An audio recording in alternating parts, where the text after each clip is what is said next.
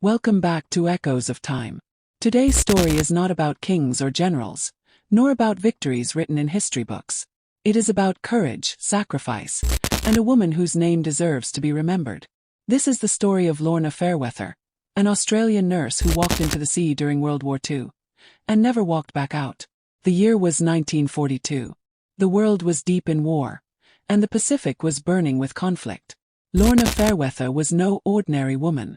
Born in Australia, she had trained at the Royal Adelaide Hospital, where she quickly built a reputation for her dedication and skill. She was calm under pressure, a natural leader, and a nurse who treated every soldier not just as a patient, but as someone's son, someone's brother, someone who mattered. By the late 1930s, she had risen to become a relieving matron. But when war spread across Asia and the Pacific, she answered the call to serve her country. In 1940, Lorna enlisted as an army nurse. Soon she was sent to Singapore, one of Britain's most important strongholds in Southeast Asia. There she joined the 13th Australian General Hospital. Conditions were tough, endless streams of wounded soldiers, dwindling supplies, and the constant threat of Japanese attack. But Lorna and her fellow nurses carried on with extraordinary bravery, patching up men who returned from the front lines broken and bloody, and giving them hope when the situation seemed hopeless. Then came February 1942. The Japanese invasion of Singapore was swift and overwhelming. The Allied forces were outnumbered, outmaneuvered, and collapsing under the pressure. It was only a matter of time before the city fell. Orders came for civilians and medical staff to evacuate. Among those told to leave were 65 Australian nurses, including Lorna.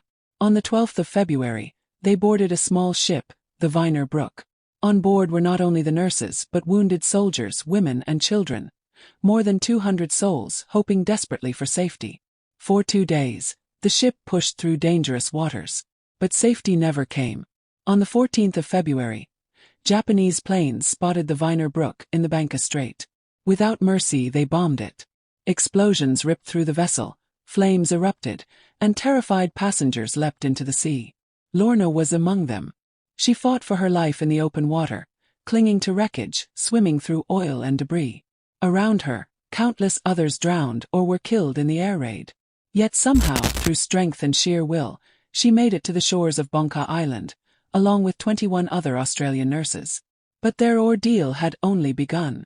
Exhausted, with no food and few supplies, the survivors set up a small camp on the beach. Lorna and her fellow nurses immediately turned their attention to the wounded. Even in their own exhaustion, they bound wounds, comforted the injured, and raised a Red Cross flag, believing, perhaps naively, that the symbol of mercy would protect them. For 2 days they waited.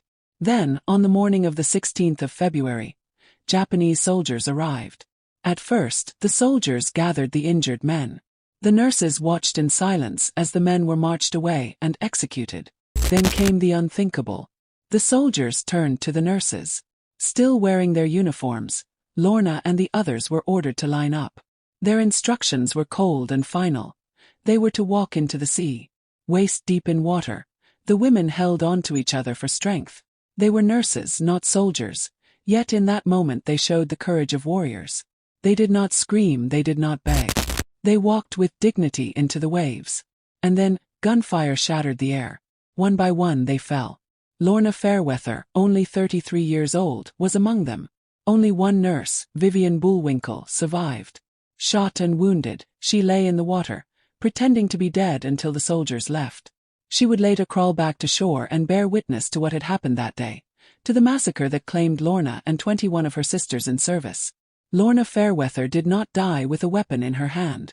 She died because she chose to serve, because she refused to leave the wounded behind, because compassion was stronger than fear.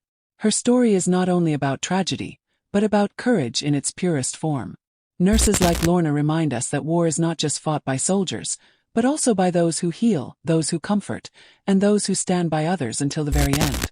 This was today's story on Echoes of Time. A story to remind us all that true bravery is not loud or celebrated. It is quiet, it is selfless, and it is eternal.